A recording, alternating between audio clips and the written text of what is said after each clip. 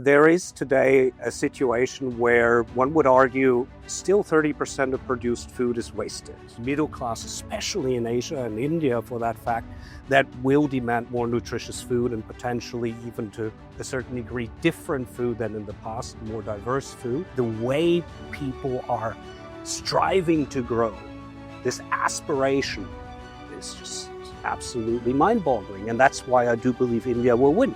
There's no question. Absolutely. Not just a cricket.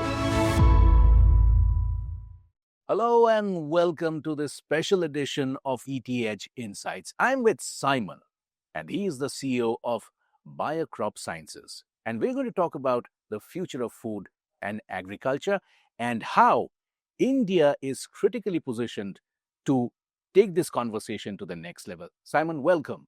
Thank you, Shubha. Happy to be here. Thank you so much. Delighted. Simon, what's the future of food? Because there's a large conversation that possibly we are staring at a food crisis. You know, I'm not a friend of words like crises and all these catastrophes, right? I mean, the world creating a sense of urgency. Creating a sense of urgency. The world is getting larger in terms of population, right? Yes. We've been probably 3 times past peak oil.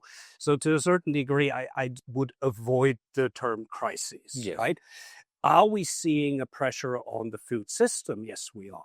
There is not a lot of additional agricultural land available to produce food on.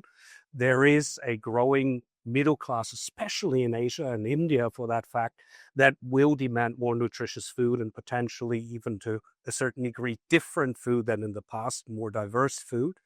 And that will mean there needs to be changes to the food systems per se, to farming per se. Calories alone are not enough any longer. People want nutritious food. And that is something we need to cater to.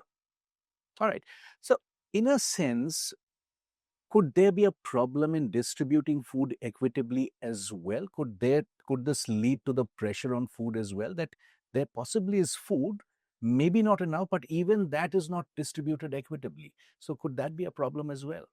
It depends on whose statistics you listen to, right? I mean, there is today a situation where one would argue still 30% of produced food is wasted, right?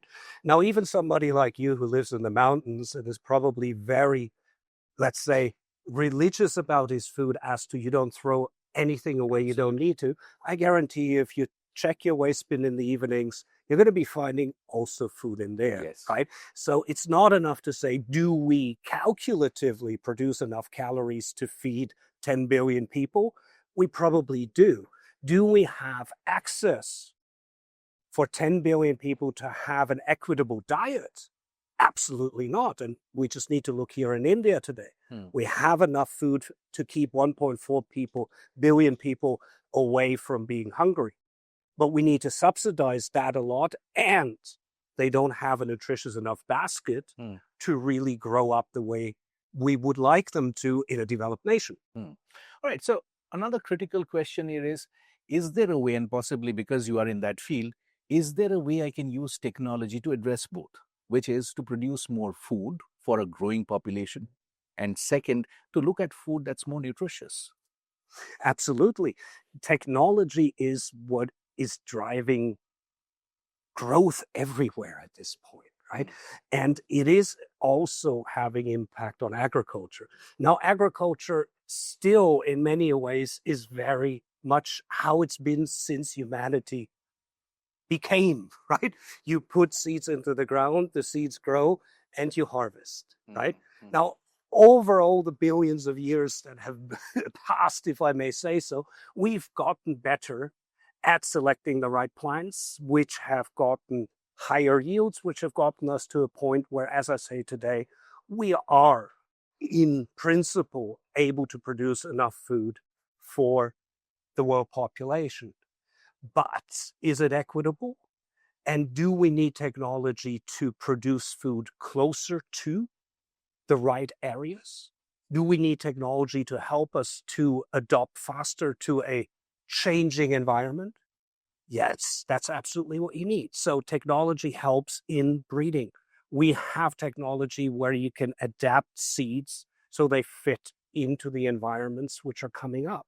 We have technology that allows us to use less chemicals or no chemicals of certain classes. These things you need to do. But even the step further, you need AI, you need satellite imagery, you need drones to monitor. Are we growing the right amount of food, nutritious food in the right areas to be able to feed our people where we want to feed them now? How do we reduce waste? How do we build sustainable cold chains to be able to really make sure that at least 80% of what is being produced on the field actually ends up also in your kitchen? Right. You talked about sustainability, Simon, and this is also a very critical conversation. How do you embrace sustainability in agriculture? How do you make agriculture more sustainable? Sustainability is the home of agriculture, or agriculture is the home of sustainability. As I say, since humanity grew up, we do agriculture. I'm not sure anything else in the world is as sustainable as agriculture. We have questions about whether what we did yesterday is the right way to continue to for the future, given what everything is happening. But I think there is nothing more sustainable than agriculture per se. What we need to question is certain practices, and we need to always learn. What was good 10 years ago might not be necessary today. We have sensors which are able to tell you whether the soil needs more fertilizer.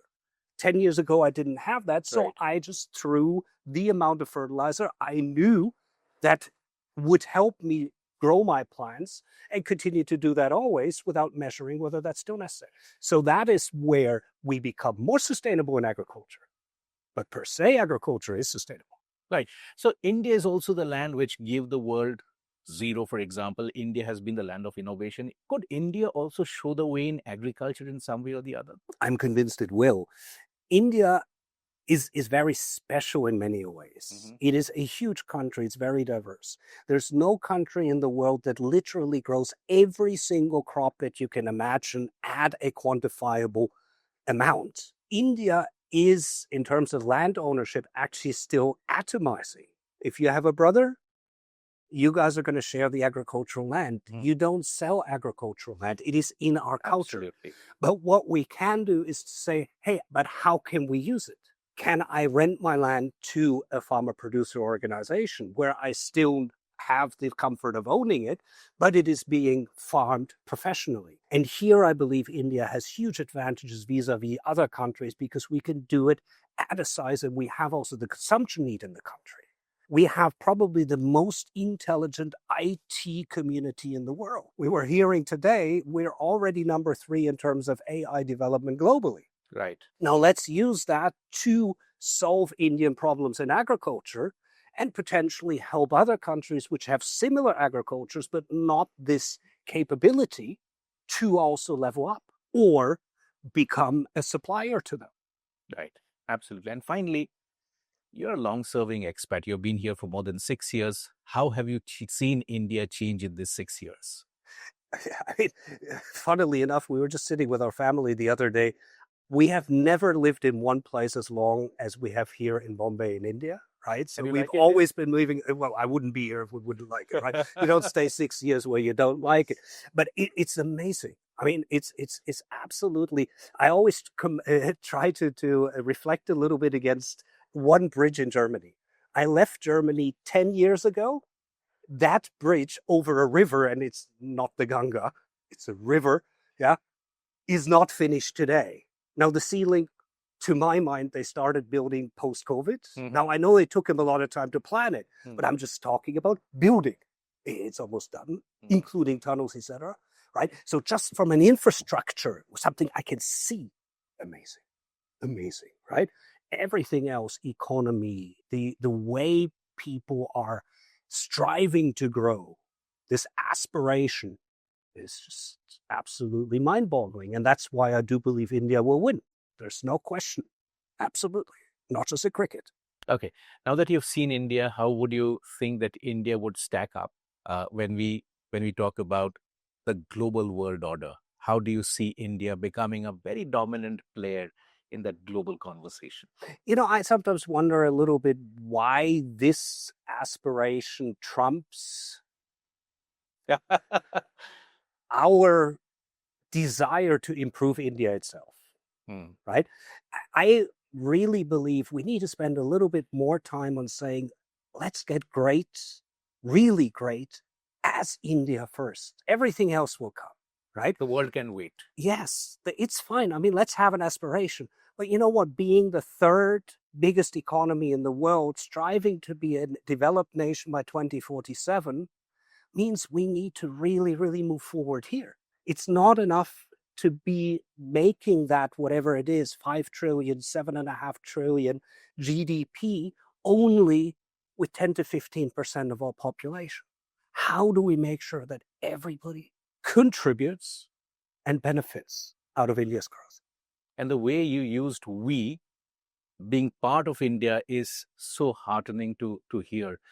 Somebody who has been in different geographies, somebody who has lived in the country for 6 years, and being part of that identity, saying that it's my India, is so heartening to hear, Simon. On that wonderful note, it was a pleasure talking to you. Thank you. Dhanyavad. Thank you. So that was Simon, the CEO of Biocrop Sciences, talking to me on Future Lens on ETH Insights. More amazing conversations coming up on this channel.